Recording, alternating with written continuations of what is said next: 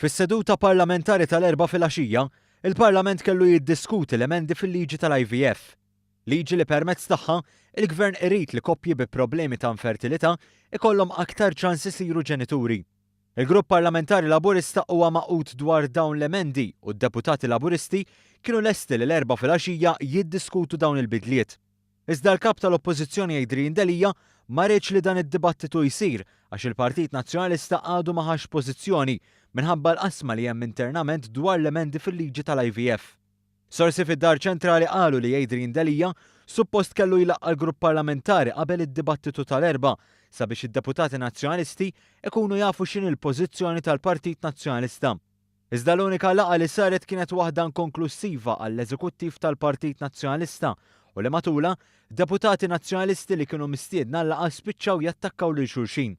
Iżda l-Grupp Parlamentari ma tlaqqax u Adrian Delija ipprova jevita li jsir id-dibattitu.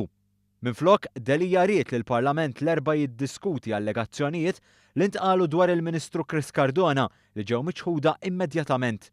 Iżda Adrian Delija ma rridx iħalli lid-deputati Laburisti isaqsu mistoqsijiet dwaru u dwar ir-relazzjoni li hemm bejn id-deputat nazzjonalista Mario De Marco u wieħed mill-akkużati fil-qtil ta' Daphne Caruana Galizia.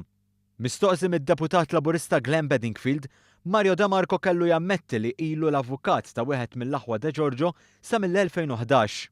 Dawn il-kawżi ċivili u mhux kriminali ilhom għaddejjin mis-snin 2011 u 2012 u jinsemgħu flimkien quddiem il-qorti ċivili. Grazzi ħafna. Dak il-ħin qed jitnaqqas min-naħa tal-Oppożizzjoni. Avukat Iva. dawn iż-żewġ kawżi b'mod pubbliku u mhux klandestin, b'mod pubbliku mill-2013. L-Onorevoli De Marco m'għandekx mikrofon. Għadu kif ikkonferma il-relazzjoni tiegħu mal-familja De Giorgio tmur ħafna aktar lura u Daphne Caruana Galizia xebet tikteb kontrih, xebet tikteb kontra l-Onorevoli Mario De Marco u l-familja tiegħu u llum nafu x'ikkonfermu stess il-relazzjoni bejn il-familja De Giorgio u l-familja De Marco itmur ħafna lura kif qalinna u stess u konferma f'dan il-Parlament.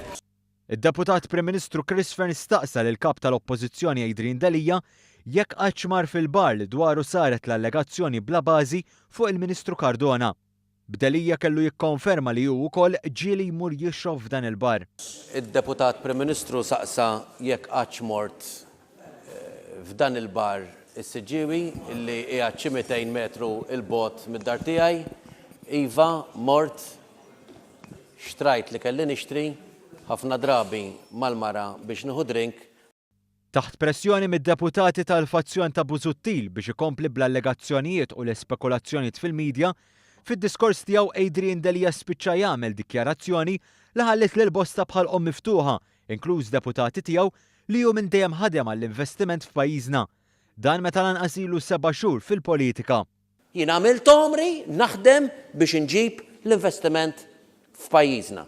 L-aħħar investiment li dwaru l-poplu kien marraf bih u li kien involut fih il-kap tal-Oppożizzjoni Adrian Delija huwa l-investiment f'proġett ta' kostruzzjoni f'Għawdex li dwaru hemm aktar minn 7 miljun euro f'dejn.